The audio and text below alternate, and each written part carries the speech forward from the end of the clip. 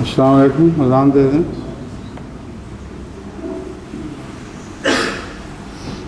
اللہ اکبر اللہ اکبر اللہ اکبر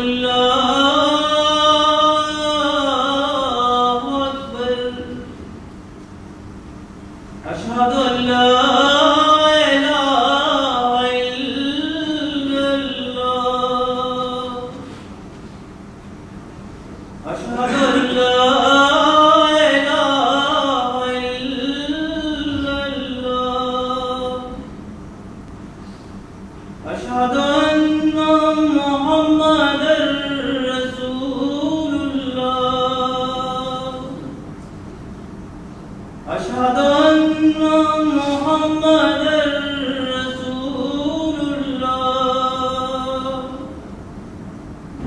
حي على الصلاة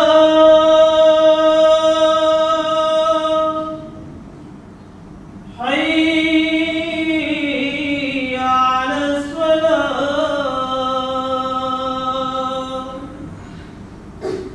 حي على الفلاح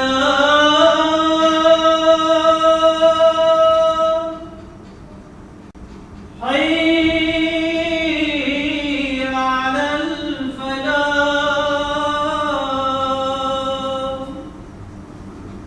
اللہ اکبر اللہ اکبر لا الہ الا اللہ.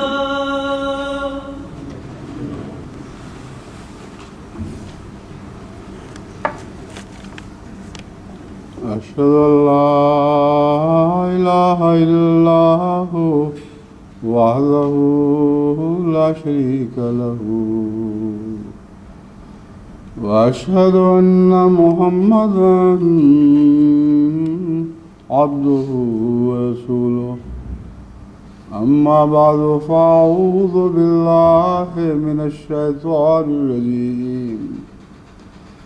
بسم اللہ الرحمن الرحیم.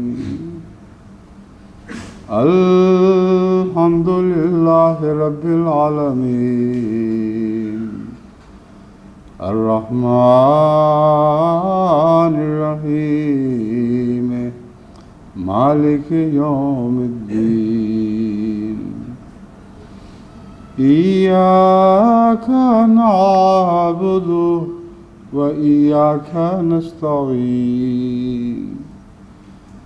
اهدنا الصراط المستقيم صراط الذين أنعمت عليهم غير المغضوب عليهم ولا الضالين.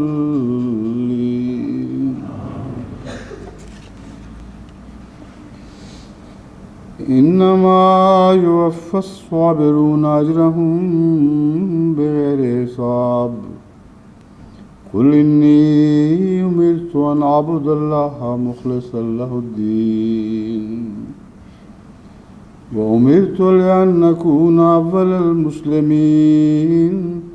قل اني اخاف ان عصيت رب عذاب يوم عظيم. قل اللہ اعبد مخلصا له دینی فاعبدوا ما شئتم من دونه. قل ان الخاسرین الذین خسروا انفسهم واہلیہم یوم القیامہ الا ذلك هو الخسران المبین. قل انی امرت ان اعبد اللہ مخلصا لہ الدین. تو کہہ دے کہ مجھے حکم دیا گیا ہے کہ اللہ کی عبادت کروں اس کے لیے دین کو خالص کرتے ہوئے. وَأُمِرْتُ لِأَنْ أَكُونَ أَوَّلَ الْمُسْلِمِينَ، اور مجھے حکم دیا گیا ہے کہ میں مسلمان ہونے کے لحاظ سے پہلا مسلمان بن جاؤں۔ ان دو آیات کو اکٹھا پڑھنے سے ایک بات قطعی طور پر ثابت ہوتی ہے کہ خالص دین کو خدا کے لیے خالص کرنا ہی اسلام ہے، اور بہترین مسلمان وہی ہے، اور سب سے پہلا مسلمان وہی ہے جو دین کو اللہ کے لیے خالص کر دے۔ اس لیے ہمیں مسلمان بننے کے لیے ضروری ہے کہ اس پہلو سے ان آیات پر غور کریں۔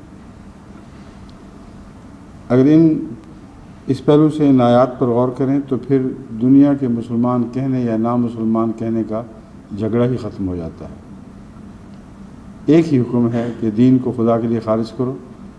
جو بھی دین کو خدا کے لیے خالص کرے گا خدا کی نظر میں وہی مسلمان ہے، اور جتنا زیادہ خالص کرے گا اتنا ہی اس کی مسلمانی کا مقام بڑھتا رہے گا۔ سب سے پہلے تو لفظ دین ہے، ہم یہ دیکھتے ہیں کہ دین سے کیا مراد ہے۔ انی امرت ان اعبد اللہ مخلص اللہ الدین۔ عام طور پر تراجم میں لفظ اطاعت ملے گا، لیکن لفظ اطاعت مانن درست ہونے کے باوجود اس کی دین کے لفظ کی اصلیت میں شامل نہیں ہے۔ اس موقع پر، اس محل پر اطاعت کا مضمون ہی ہے جو پیش نظر ہے، مگر کیسے ہے اور دین کا اصل معنی کیا ہے، اس سلسلے میں قرآن کے حوالے سے میں آپ کے سامنے چند امور رکھتا ہوں۔ قرآن کریم دین سے مراد مسلک لیتا ہے، اور مسلک کا الہی مسلک ہونا لازم نہیں ہے۔ کوئی بھی مسلک ہو جس پر چلنے پر انسان پابند ہو اس کو قرآن کریم دین کہتا ہے۔ چنانچہ اللہ تعالیٰ قرآن کریم میں دین الملک کا حوالہ دیتا ہے۔ ما کانا لے یاخذ اخاہ فی دین الملک۔ حضرت یوسف علیہ السلام کی کوئی طاقت نہیں تھی یا اس بات کے مجاز نہیں تھے کہ وہ بادشاہ کے دین میں اپنے بھائی کو اپنے پاس رکھ سکیں۔ اب صاف پتہ چلا کہ یہاں بادشاہ کے دین سے مراد مذہب ہرگز نہیں بلکہ قانون ہے ملک کا، اور وہ قانون جس پر چلنا لازم ہو وہی مسلک ہے جس کو قرآن کریم دین کے حوالے سے یاد کرتا ہے۔ تو ہر وہ مسلک جو قانون سازی کے نتیجے میں انسان اپنا لے اس کو بھی دین کہیں گے، ہر وہ مسلک جو جابر ملک پر ٹھونس دے جس پر چلنا سب کے لیے ضروری ہو اس کو بھی دین کہیں گے، اور وہ مسلک جو اللہ تعالیٰ نے انسان کے لیے پیدا کیا ہے اس کو بھی دین کہتے ہیں۔ اس مسلک میں طعن بھی شامل ہے اور کرہن بھی شامل ہے۔ لا اکراہ فی الدین کے اور معنی ہیں، وہاں دین خدا کے نام پر خدا کے بتائے ہوئے مسلک پر چلنے کو کہا گیا ہے، لیکن دین انسانی فطرت بھی ہے، اور وہاں طعن کی کوئی بحث نہیں آتی۔ ہر وہ چیز جو فطرت میں گوندی ہوئی ہے جس کے مطابق فطرت کو لازماً چلنا ہے، وہ دین جو ہے وہ تو جانوروں کا بھی ایک دین ہے۔ ہر چیز جو زندگی رکھتی ہے اس کا ایک دین ہے، یعنی اس کے اندر جو خدا تعالیٰ نے صفات ودیت کر دی ہیں جن پر چلنا اس کے لیے لازم ہے، یہ دین کہلاتا ہے، اور انسان کے تعلق میں دین کہلاتا ہے، کیونکہ باقی جانوروں سے پوچھ گچھ نہیں ہے اور ان کا اپنے اپنے مسالک پر چلنا ایک طبعی امر ہے۔ لیکن انسان کو دو حصے دین کے ملے ہوئے ہیں، ایک وہ دین جو اس کی فطرت میں گوندا گیا ہے، اس دین میں سے کچھ ایسا ہے جس پر اس کا چلنا لازم ہے، وہ اس سے ہٹ سکتا ہی نہیں، کچھ ایسا ہے جس سے وہ ہٹ سکتا ہے، اور اس ہٹنے والے حصے کا تعلق شریعت سے بھی ہے۔ چنانچہ قرآن کریم دین کے اس تعلق میں بیان فرماتا ہے،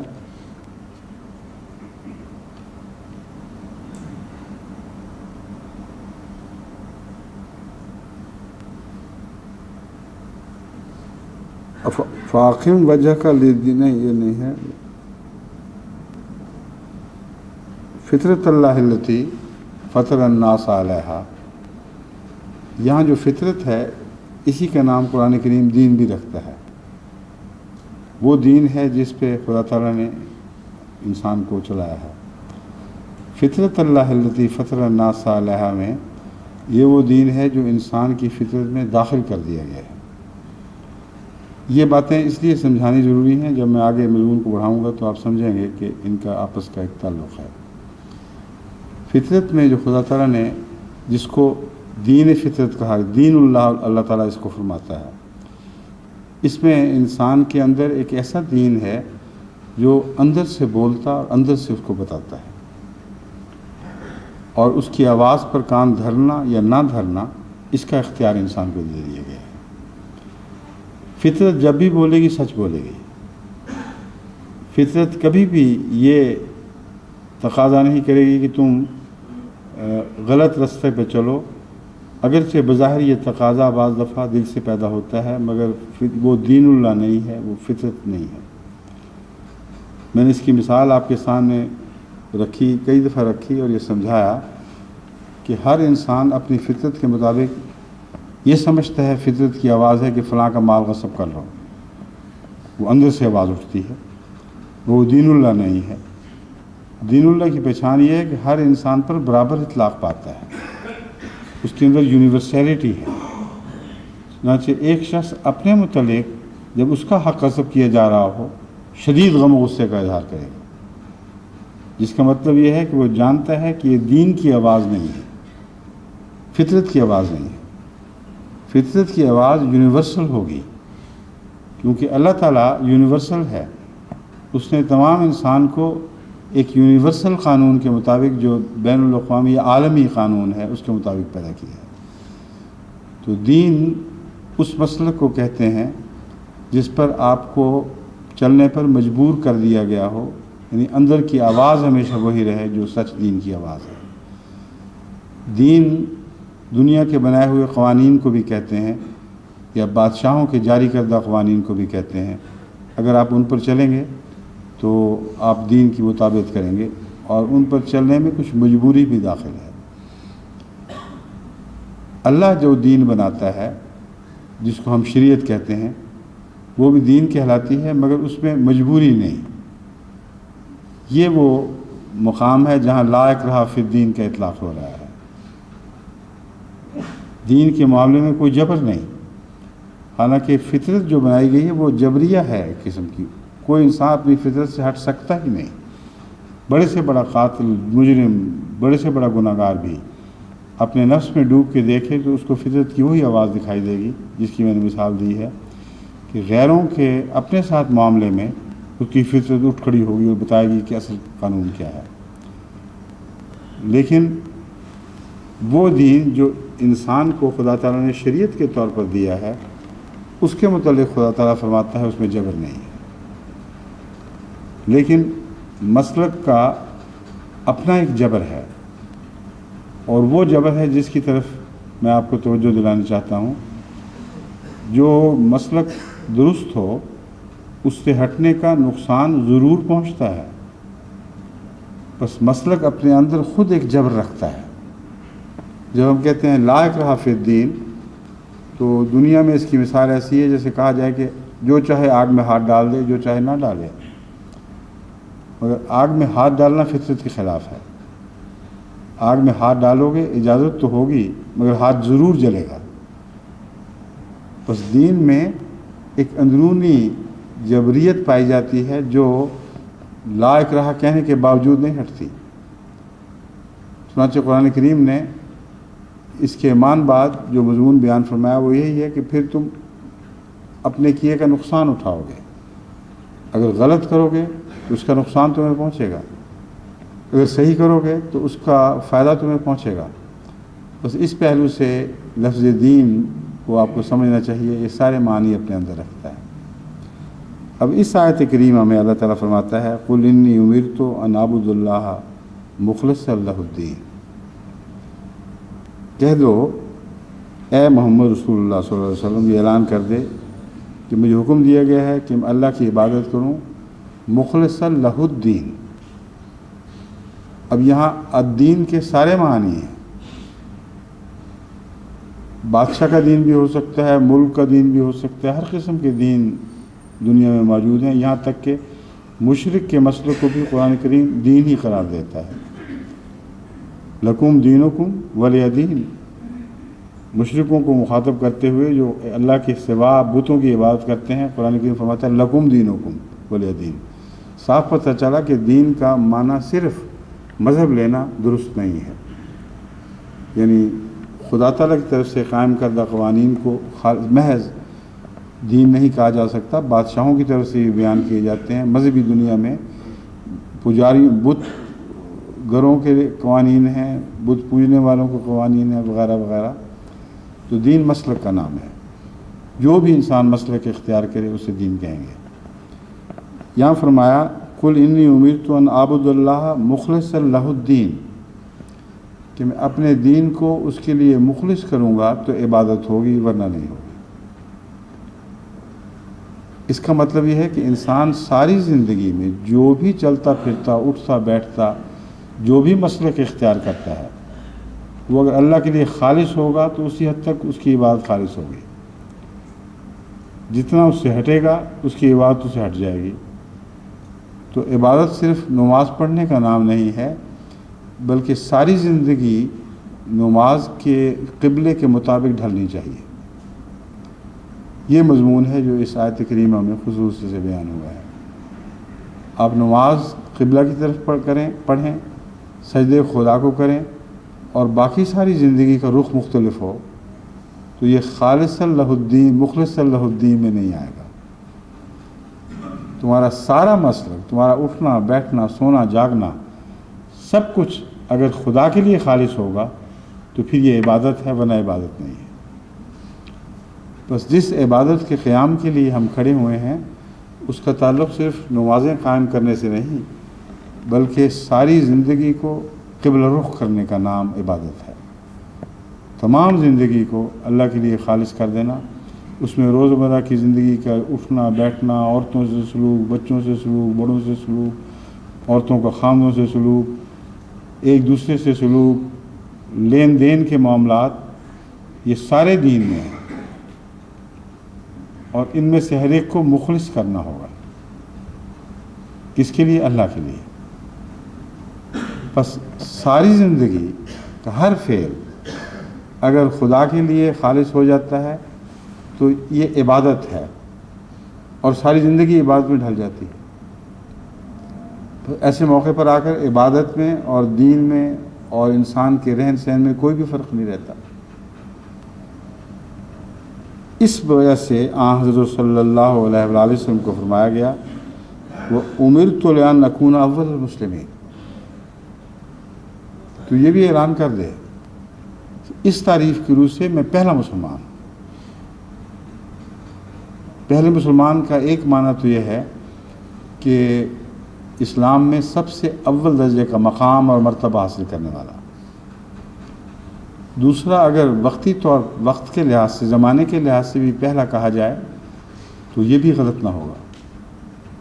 اگرچہ اس سے پہلے تمام انبیاء اپنی عبادت کو خدا کے لیے خالص کرتے تھے اور ان کا دین خدا کے لیے ہوتا تھا، مگر جس طرح حضرت اقدس محمد مصطفیٰ صلی اللہ علیہ وآلہ وسلم نے اپنی ذات کو اس کے ہر پہلو کو خدا کے لیے خاص کیا ہے، ویسا پہلے نبیوں کا کہیں ذکر نہیں ملتا۔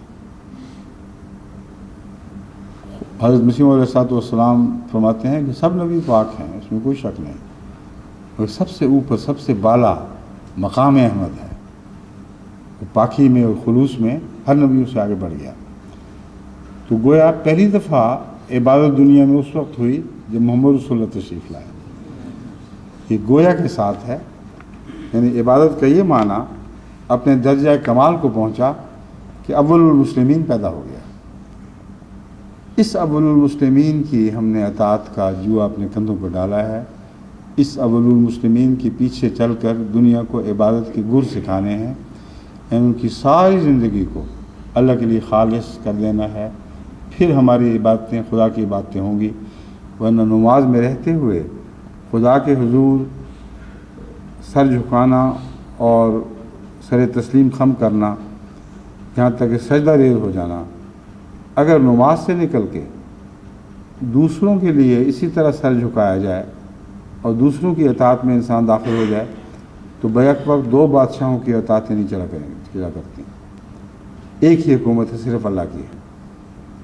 اور اس حکومت میں یہ حکم ہے سب کو کہ جب بھی خدا کی مرضی دوسری مرضی سے ٹکرائے، مخلص اللہ الدین، تم اس مرضی کو خدا کے لیے مخلص کر دو، تب تمہاری عبادت عبادت ہے، ورنہ وہ عبادت عبادت نہیں ہے۔ یہ عبادت کا مفہوم جو میں نے آپ کے سامنے رکھا ہے بہت ہی مشکل ہے، اور اتنا مشکل ہے کہ انسان اگر اپنی عبادت پر غور کرے تو اس کی کوئی عبادت بھی عبادت دکھائی نہیں دے گی۔ میں اپنے سمیت آپ سب کو مخاطب کر کے خدا کے حضور یہ حقیقت حال عرض کر رہا ہوں کہ نہ میری عبادت کوئی عبادت ہے، نہ آپ کی عبادت کوئی عبادت ہے، ان معنوں میں جن معنوں میں یہ آیت کریمہ عبادت کی طرف بلا رہی ہے۔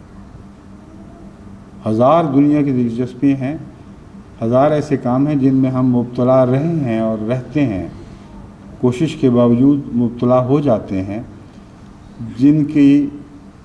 جن کا آخری مقصود اللہ نہیں رہتا، وہ اپنی ذات میں معصوم باتیں بھی ہوں تب بھی خالصتاً للہ نہیں کی گئی۔ مثلا آپ کھانا کھاتے ہیں، اپنی مرضی کے اچھے سے اچھے کھانے کھائیں اور پکائیں، اچھے سے اچھا پہنیں، یہ جائز ہے، اس کو شرک نہیں کہتے، مگر خالصتاً للہ نہیں ہے، مخلص اللہ الدین میں داخل نہیں ہے۔ حضرت صلی اللہ علیہ وآلہ وسلم اس مضمون میں ہر بنی نوع انسان کی ہر فرد سے بڑھ گئے، تمام بنی نوع انسان میں ہر فرد سے بڑھ گئے کہ آپ کا کھانا پینا بھی خالصتاً رضائے باری تعالیٰ کے تابع ہو گیا تھا۔ اٹھنا بیٹھنا، آپ کی لذتیں رضائے باری تعالیٰ کی تابع ہو گئی تھی، آپ کے ازدواجی تعلقات بھی اللہ کی رضا کے تابع ہو گئے تھے۔ کوئی ایک پہلو بھی نہیں تھا جو حضرت صلی اللہ علیہ وآلہ وسلم کا انسان کی حیثیت سے عمل میں رونما ہوا ہو اور وہ خدا کی خاطر نہ ہوا ہو۔ حضرت صلی اللہ علیہ وآلہ وسلم کو حضرت عائشہ صدیقہ رضی اللہ تعالیٰ عنہ سے بے حد محبت تھی، لیکن اس بات کا اندازہ کہ وہ محبت للہ تھی اس سے ہوگا کہ آپ کی محبت کے نتیجے میں خدا اور قریب آ جاتا تھا، دور نہیں ہٹتا تھا۔ چنانچہ حضرت رسول اللہ صلی اللہ علیہ وآلہ وسلم نے فرمایا کہ مجھے کسی اور بیوی کی بستر پہ الہام نہیں ہوئے، وحی نہیں ہوئی سوائے عائشہ کے۔ اب اگر آپ کا دل عائشہ کی خاطر عائشہ میں اٹکا ہوتا تو ہرگز خدا کا یہ اوپر جھک جانا رحمت باری کا اور اس طرح وحی کا وہاں جاری ہو جانا یہ ممکن ہی نہیں تھا۔ وہ باریکیاں جو حضرت صلی اللہ علیہ وآلہ وسلم کے تعلقات کی باریکیاں ہیں، ہم ان پر نظر نہیں رکھ سکتے، ان کا اکثر حصہ ہمارے علم میں ہے ہی نہیں۔ حدیثوں نے اس قسم کے بعض اشارے ہمارے لیے محفوظ کر دیے ہیں، جیسا کہ میں نے حضور اکرم صلی اللہ علیہ وآلہ وسلم کے اس بیان کے حوالے سے آپ کے سامنے رکھے۔ اندر کا وجود کیا تھا سوائے خدا کے کسی کو یقین نہیں آتا کہ ایک انسان ایسی زندگی بسر کر رہا ہے اس کا اپنا کوئی بھی پہلو اپنے لیے نہ ہو، نہ بیوی، نہ بچے، نہ کھانا، نہ پینا، نہ اٹھ، سب کچھ خدا کے لیے خالص ہو گیا۔ جب یہ خدا نے اعلان کروایا ساتھ ہی یہ بھی بتا دیا اول المسلمین تم ہو، تمہاری رضا کے تابع چلنے والے ہو، تمہاری عبادت اب سب دنیا کے لیے عبادت کے نمونے بن جائے گی۔ گویا آج پہلی دفعہ خدا کی عبادت کرنے والا ایک پیدا ہوا ہے، اس کی ساری زندگی عبادت ہو چکی ہے۔ بس یہ وہ پہلو ہے جس کی طرف ہم نے اپنا دھیان رکھنا ہے۔ اب تبلیغی کام بہت آگے بڑھ رہے ہیں اور ساری دنیا میں پھیلتے چلے جا رہے ہیں، سب قوموں پر محیط ہو رہے ہیں۔ اگر ہم نے عبادت کا یہ مفہوم جو قرآن کریم نے بیان فرمایا ہے اپنے سامنے نہ رکھا تو بہک جائیں گے۔ اور سب سے بڑی فکر مجھے یہ ہے کہ تبلیغی نظام کے دنیا میں پھیلنے کے نتیجے میں ہماری توجہ عدد کی طرف نہ ہوتی چلی جائے۔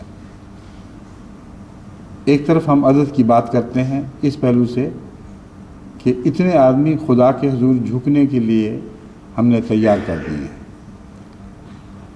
اور فخر ہے تو صرف اس پہلو سے فخر ہے۔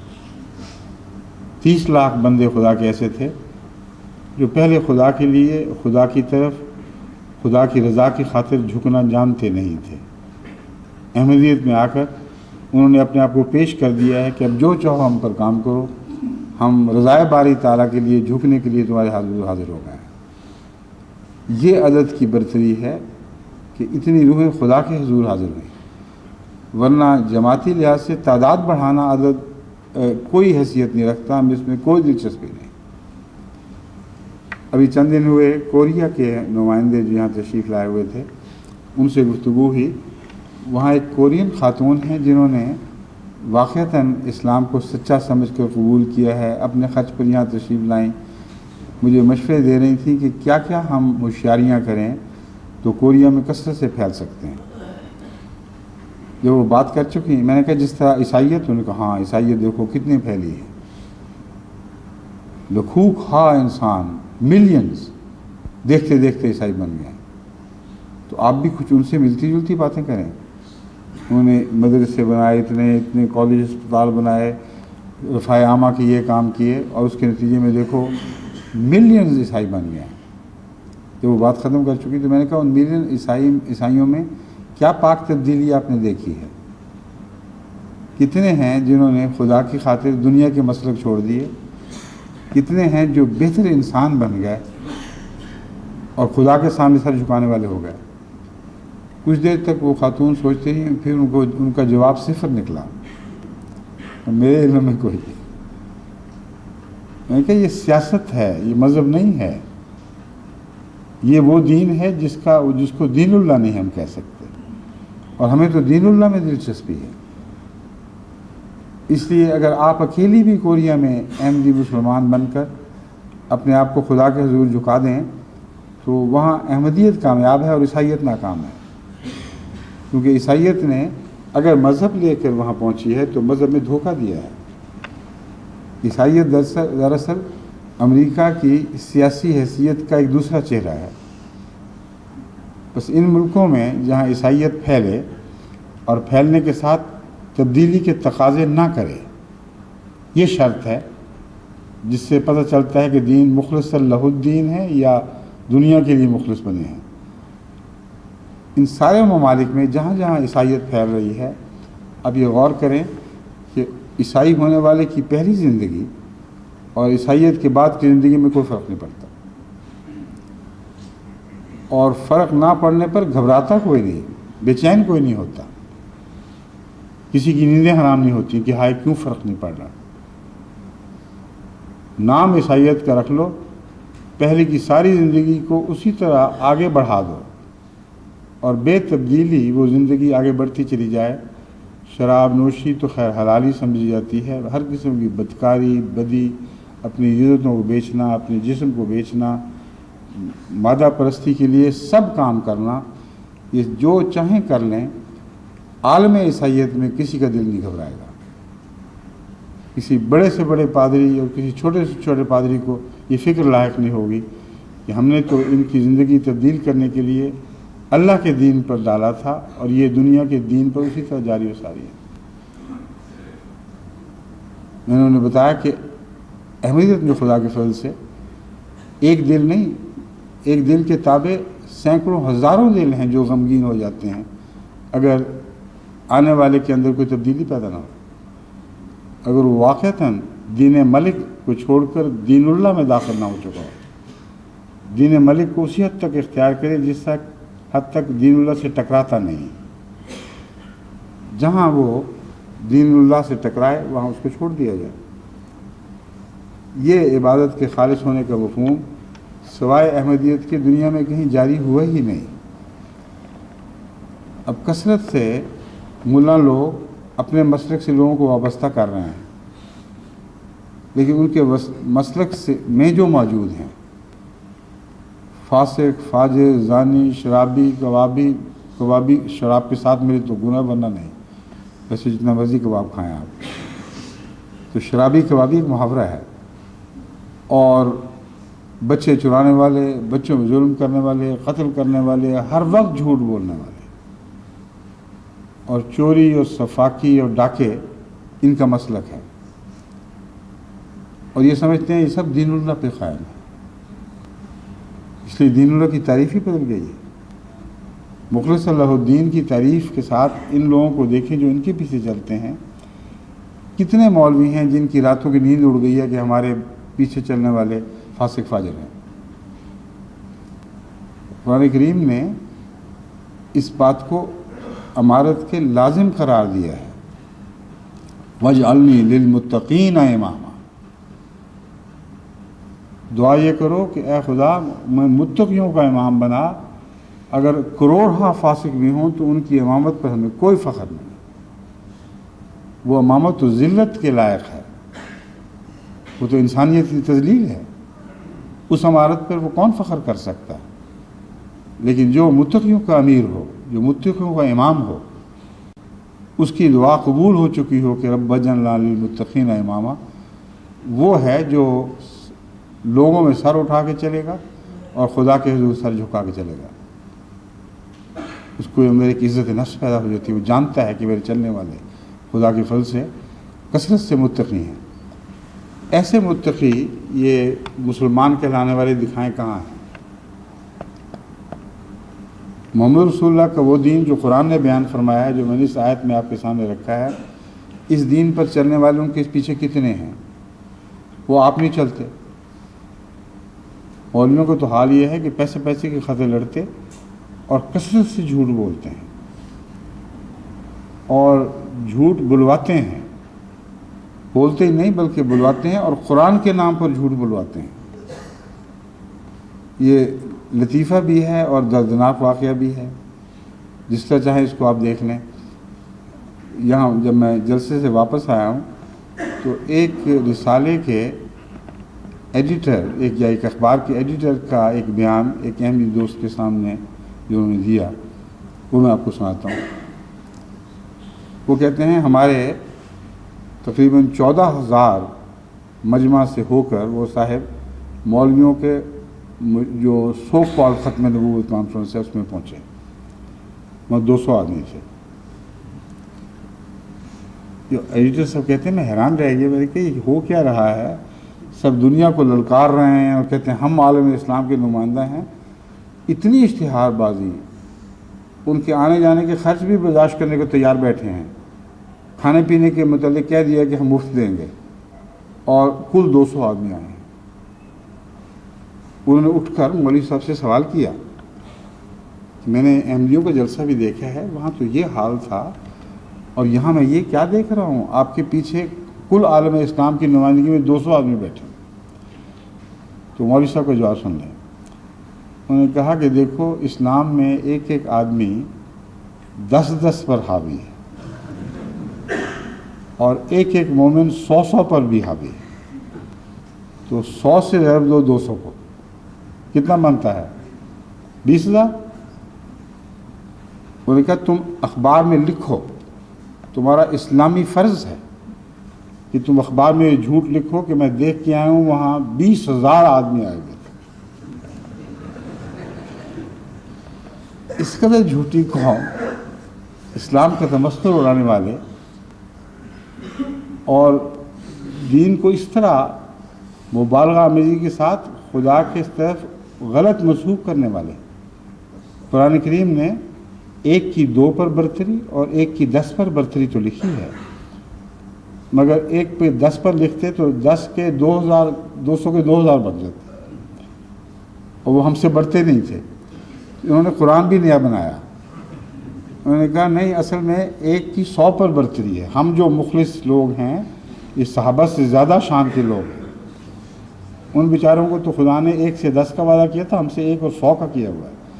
بس آپ 100 سے ضرب دیں پھر جا کے 20,000 بنے گا، اور اخبار میں شائع کریں کہ ہم 20,000 آدمیوں کا مجمع دیکھ کر آئے ہیں. وہ بتا رہا تھا وہ بیچارہ، دیکھو کہ میں کیا کروں، کن لوگوں سے واسطہ پڑ گیا مجھے. اگر نہ شائع کریں تو ہماری دیواریں توڑیں گے، حملے کریں گے، اور شائع کریں تو ضمیر اجازت نہیں دیتا۔ انہوں نے غالباً یہی لکھ دیا کہ بہت سے لوگ تھے، 10 سے زیادہ 200 بہت سے ہوا کرتے ہیں۔ تو اس لیے مخلص اللہ الدین کا جہاں تک تعلق ہے، ان کے بڑے سے بڑے چوٹی کے رہنما بھی اس سے ناواقف ہیں، ان کو علم ہی نہیں کہ اسلام کی تعریف کیا ہے۔ اسلام کی تعریف کے لحاظ سے صرف اس آیت کریمہ کو یہ پڑھ لیں تو سارے لوگ، یہ تمام کے تمام متقیوں کے امام جو بنے پھرتے ہیں، یہ ائمہ بھی اور ان کے پیچھے چلنے والے سارے دائرہ اسلام سے خارج ہو جائیں گے۔ بس ہمیں اس سے کوئی غرض نہیں کہ یہ ہمیں کیا شمار کرتے ہیں۔ حضرت صلی اللہ علیہ وآلہ وسلم کو متعلق جب یہ فرمایا گیا اب تو اعلان کر سکتا ہے اول المسلمین کا، تو فرمایا قل انی اخاف ان عصیت ربی عذاب یوم عظیم۔ مخلص اللہ الدین کا مطلب یہ ہے کہ خدا کے مقابل پر کسی کی بات ماننا بھی ایک عذاب عظیم کی طرف جانے والی بات ہے۔ اللہ کی خاطر اگر دین کو خالص کرتے ہو تو غیر اللہ کی خاطر خدا کی نافرمانی گناہ ہے۔ یعنی خالص دین کے 2 پہلو بیان فرما دیے، ایک مثبت پہلو یعنی سب کچھ اللہ کی خاطر ہو، اور ایک منفی پہلو کہ غیر اللہ کی کوئی بات بھی نہیں ماننی جو اللہ سے ہٹانے والی ہو۔ قل انی اخاف ان عصیت ربی عذاب یوم عظیم، تو کہہ دے کہ میں غیر اللہ کی بات کو عذاب عظیم کے ساتھ وابستہ کرتا ہوں۔ اگر میں خوف کروں غیر اللہ کا اور غیر اللہ کے خوف کی وجہ سے اللہ کی اطاعت میں کمی کروں گا تو مجھے ڈر ہے یوم عظیم کے عذاب میں مبتلا کیا جاؤں گا۔ یہ مکمل تعریف ہے اسلام کی، جس کے بعد فرمایا یہی اسلام کی تعریف، یہی عبادت کی تعریف، قل اللہ عابد مخلص اللہ الدین۔ ان تعریفوں کے ساتھ ان معنوں میں اللہ کی عبادت میں اپنے آپ کو خالص پاتا ہوں، میں نے سب کچھ اللہ کے لیے خالص کر دیا۔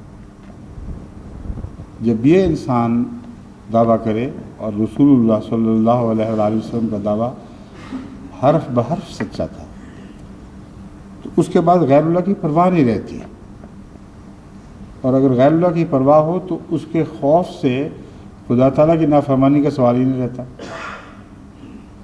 بس یہ لازم ملزوم باتیں ہیں۔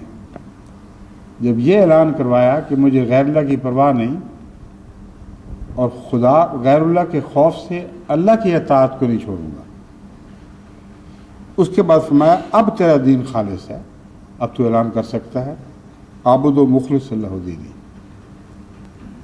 مان بات فرماتا ہے فعبدوا ما شئتم من دونہ، بس اے لوگو تم جس کی چاہو عبادت کرتے پھرو، جس کا دین اختیار کرو، دین ملک اختیار کرو، یا اپنی انانیت کا دین اختیار کرو، جس کی چاہو کرتے رہو، عبادت کرتے رہو۔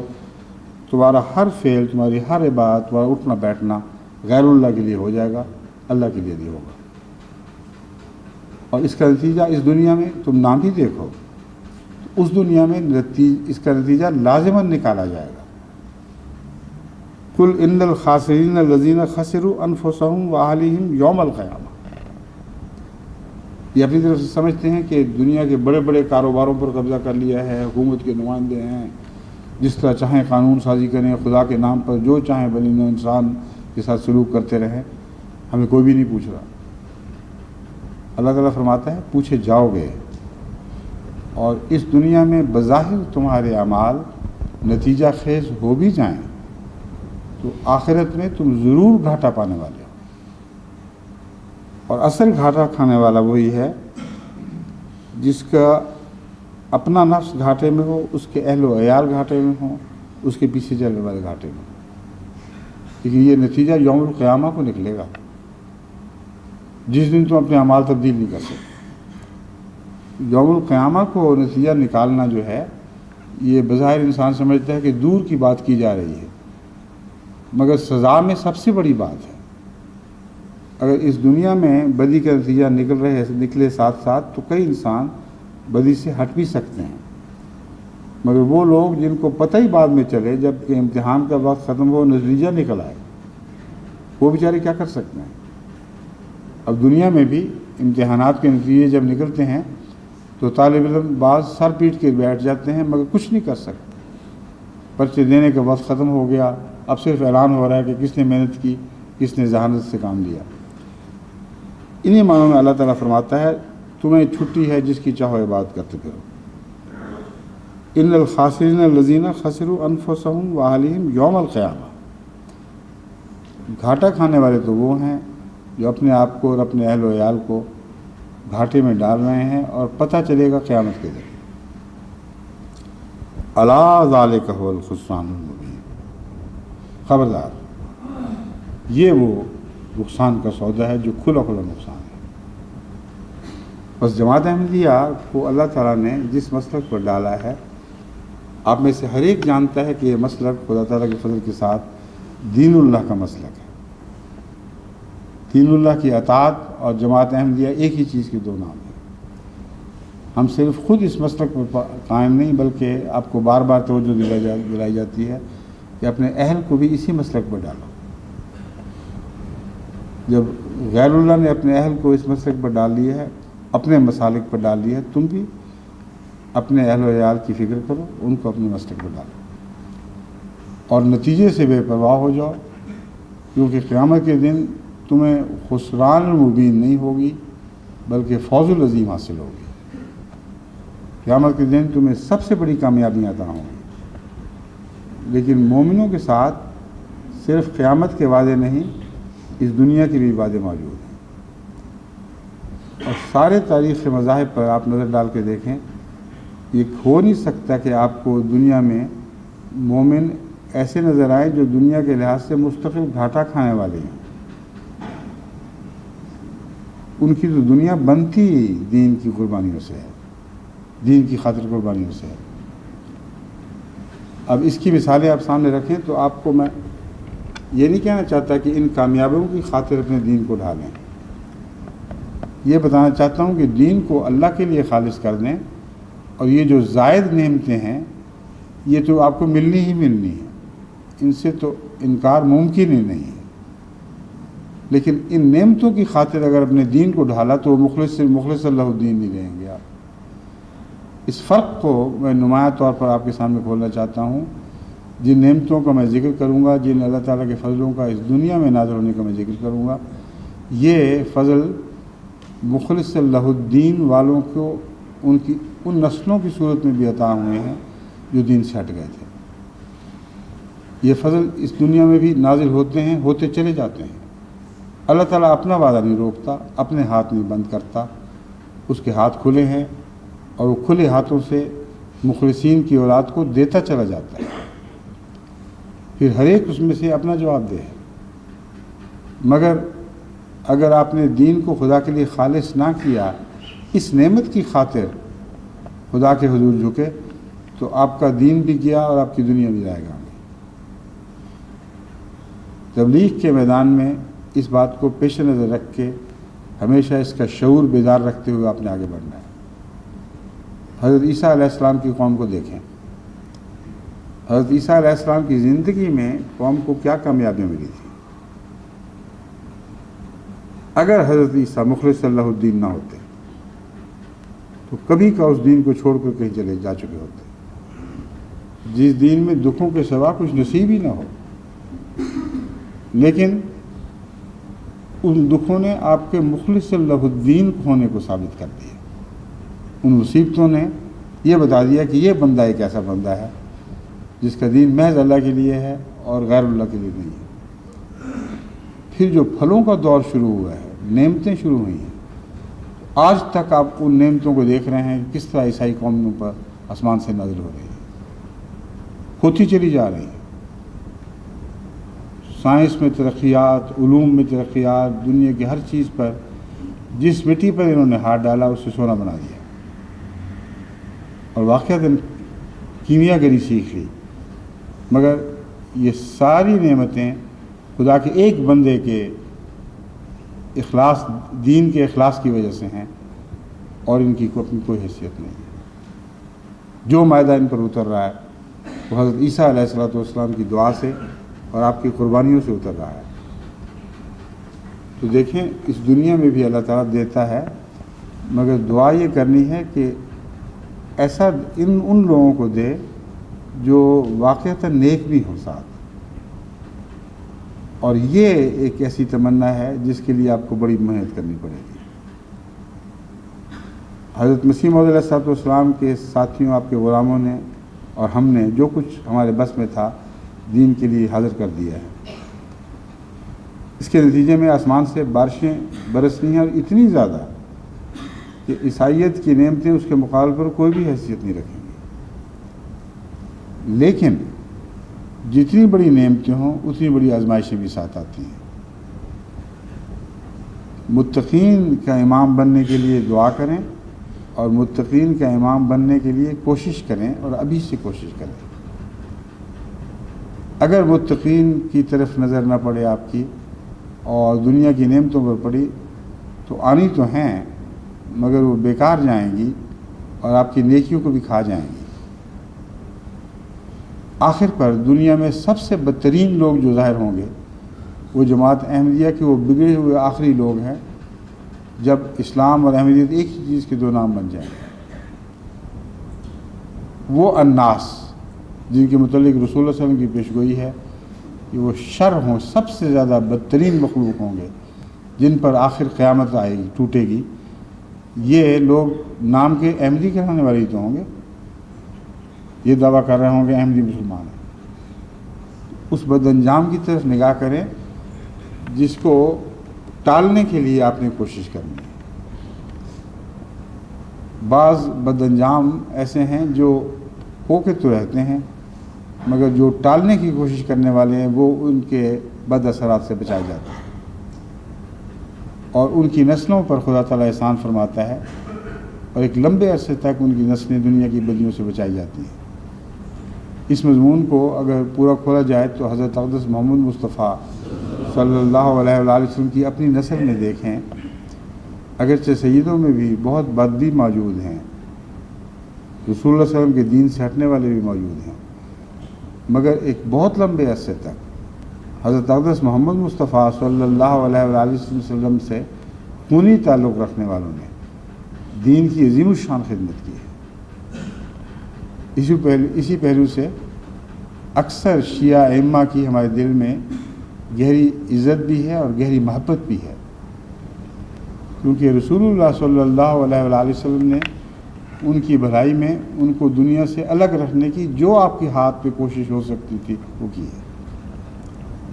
حضرت فاطمہ رضی اللہ تعالیٰ عنہ کی تربیت میں آپ نے ایسے وقت میں جب کہ آپ کے ہاتھوں پر چکی چلاتے ہوئے چھالے پڑ جایا کرتے، چھوٹی سی بچی تھی، اپنے باپ کو یہ کہلا کے بھیجا کہ یہ میرا حال ہے۔ آپ نے فرمایا تمہیں میں دین کی ایسی باتیں نہ بتاؤں کہ جو تمہیں خدا کی نظر میں مقبول کرنے والی ہوں۔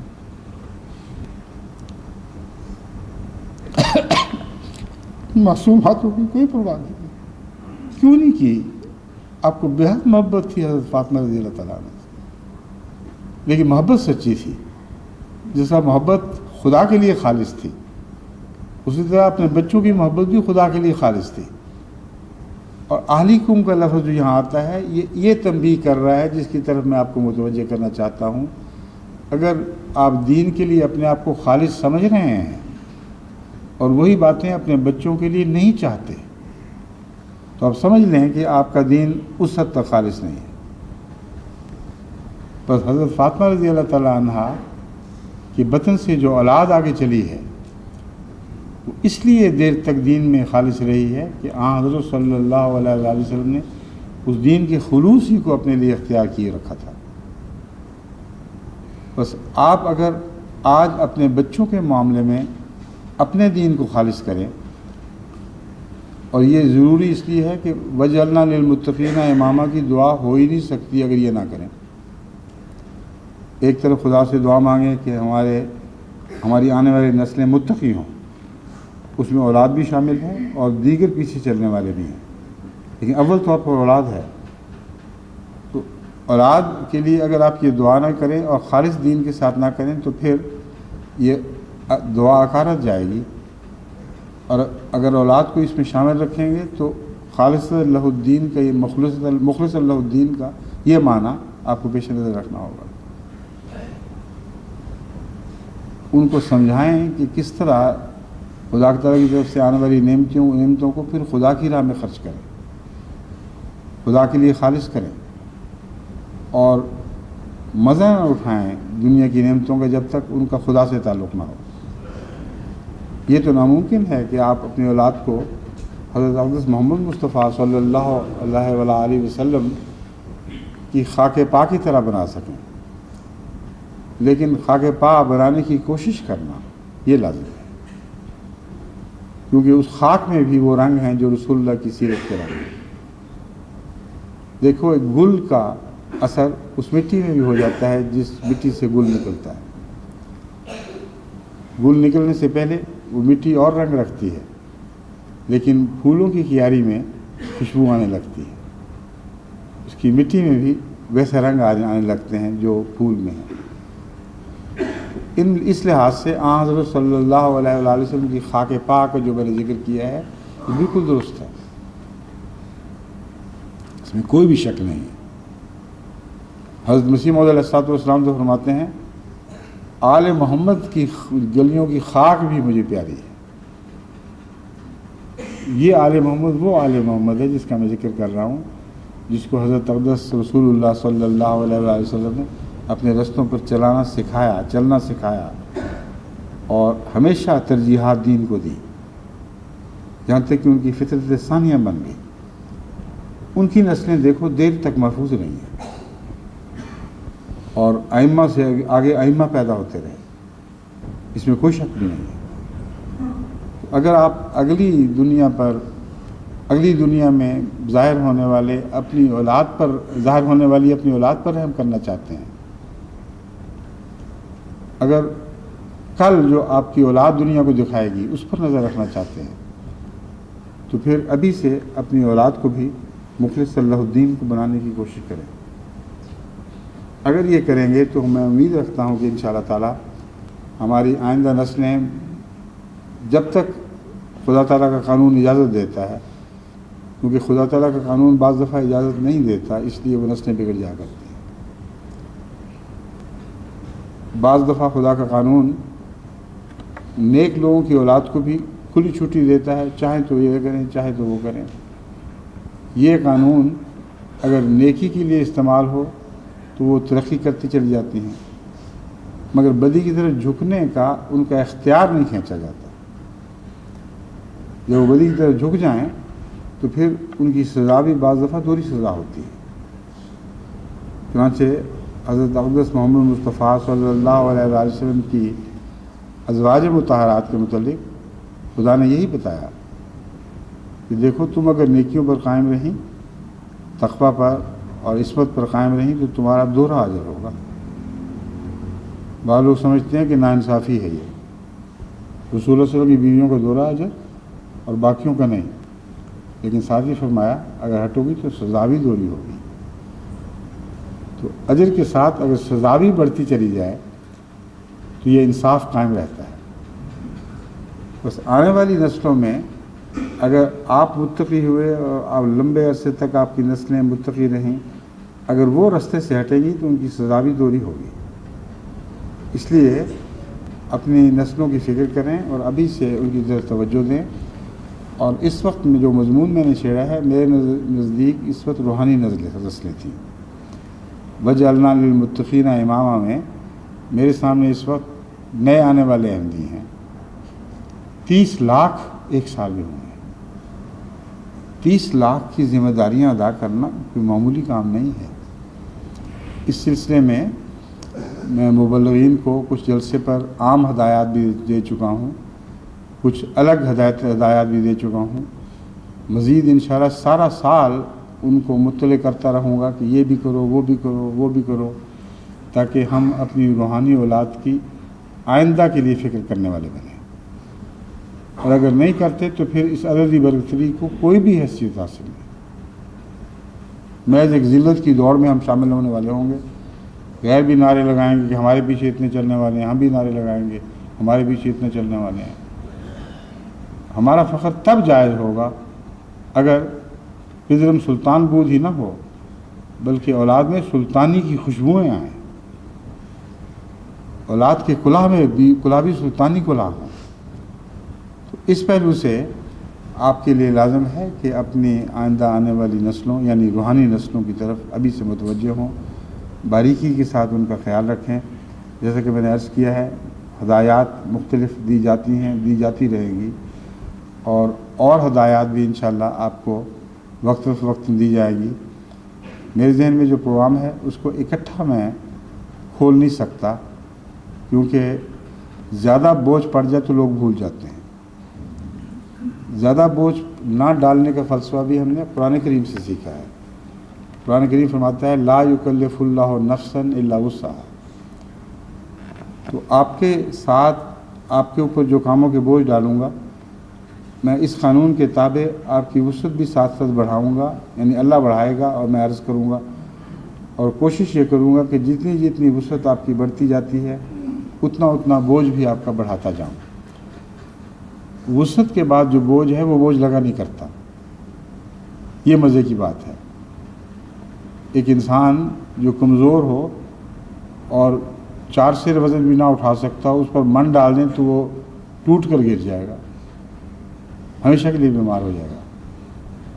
مگر جو من اٹھا سکتا ہو اس کے اوپر اس سے نیچے نیچے جتنے بوجھ ڈالیں وہ ہنسی سے خوشی کے ساتھ دوڑتا ہوا اس بوجھ کو اٹھا لے گا. بوجھ ہمیشہ اس وقت محسوس ہوتا ہے جب طاقت سے بڑھ جائے. یاد رکھیں یہ قانون قدرت ہے. آپ اگر 10 میل آرام سے چل سکتے ہیں, جب 11 میل شروع کریں گے تب آپ تھکیں گے. اگر آپ 20 میل چل سکتے ہیں, 20 میل آرام سے ٹہلیں چلیں, آپ کو کوئی تکلیف نہیں ہوگی. روزانہ جسم میں مزید طاقت آتی چلی جائے گی, بشاشت آتی چلی جائے گی. جب آپ نصف کو ایک دم ایک بنانے کی کوشش کریں گے آپ مارے جائیں گے. تو الا وسعها میں بے شمار پیغامات ہیں ہمارے لیے. ہم نے جو آگے دنیا کا نقشہ بنانا ہے, جماعت کی تربیت کرنی ہے, اس میں نے دیکھا ہے کہ مجھے الا وسعها کے مضمون پر غور کرنے سے بے شمار فائدہ پہنچا ہے. وسعتیں بڑھائی جائیں.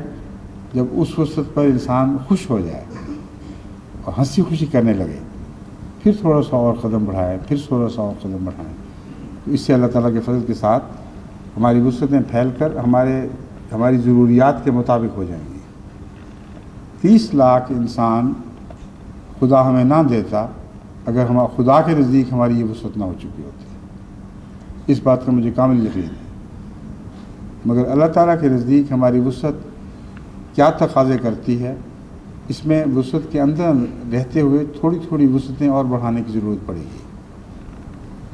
ایک انسان کی وسعت پیدائشی طور پر بہت ہو سکتی ہے, مگر بچے کو سکھانا تو پڑتا ہے. جب وہ سیکھتا ہے تو پھر معلوم ہو جاتا ہے کہ میری وسعت کیا تھی. تو میں آپ کو یقین دلاتا ہوں کہ اللہ تعالیٰ کے فضل کے ساتھ جو فضل ہم پر نازل ہوئے ہیں ہماری وسعت کے مطابق ہے. یہ ناممکن ہے کہ خدا تعالیٰ یہ نعمتیں ہمیں عطا فرماتا اگر اس کے نزدیک ہماری وسعت کے اندر ان کو سنبھالنا نہ ہوتا. اپنی وسعتوں کے اس حصے کو بڑھا دیں جو ابھی تک آپ سے کھوئے ہوئے ہیں. آپ میں سے ہر ایک عبادت کے اس مضمون پر چل کر جو میں نے بیان کیا ہے اپنی وسعتوں کو بہت بڑھا سکتا ہے. اگر جماعت احمدیہ ساری مخلص اللہ الدین بنے, یعنی بننے کی کوشش شروع کر دے, تو اتنی عظیم وسعتیں عطا ہوں گی کہ ان کا آپ تصور بھی نہیں کر سکتے. ایک سال میں 30 لاکھ کیا کروڑ بھی ہو جائیں گے تو آپ کی وسعت کے اندر رہیں گے. بس آئندہ کی ترقیات اگر خدا سے مانگنی ہیں تو جو عطا ہوئی ہیں ان کا شکر ادا کریں, ان کے شکر کا حق ادا کریں, ان کو سنبھالنے کا حق ادا کریں, اور اس حق کو ادا کرنے کے لیے اپنا حق ادا کرنا سب سے بڑا ضروری ہے. یہاں سے کام چلے گا. اپنا حق ادا کریں, اپنے اہل و عیال کا حق ادا کریں. پھر خدا تعالیٰ کے فضل کے ساتھ آنے والے جتنے بھی ہوں, لاکھوں ہوں, کروڑوں ہوں, انشاءاللہ تعالیٰ آپ کی وسعت کے دائرے میں رہیں گے اللہ تعالیٰ ہمیں اس کی توفیق عطا فرمائے۔ اس کے لیے دعا کرنی لازم ہے، اس لیے میں آپ سے درخواست کرتا ہوں کہ دعاؤں کے ذریعے اللہ تعالیٰ کے فضل کو مانگتے رہیں، اپنے لیے بھی، اپنی اولاد کے لیے بھی، اور باقی سب کے لیے بھی۔ خدا ہمیں اس کی توفیق عطا فرمائے۔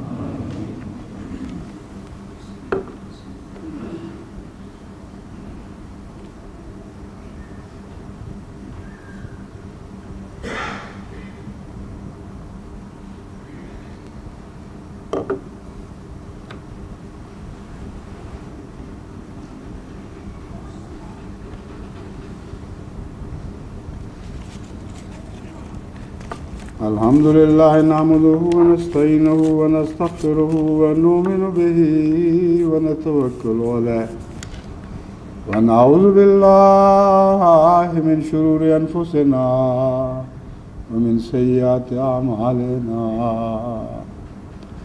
من يهده الله فلا مضل له ومن يضلله فلا هادي له ونشهد أن لا إله إلا الله وحده لا شريك له ونشهد أن محمدا عبده ورسوله عباد الله رحمكم الله إن الله يأمر بالعدل والإحسان وإيتاء ذي القربى وينهى عن الفحشاء والمنكر والبغي يعظكم لعلكم تذكرون اذكروا الله يذكركم وادعوه يستجب لكم ولذكر الله أكبر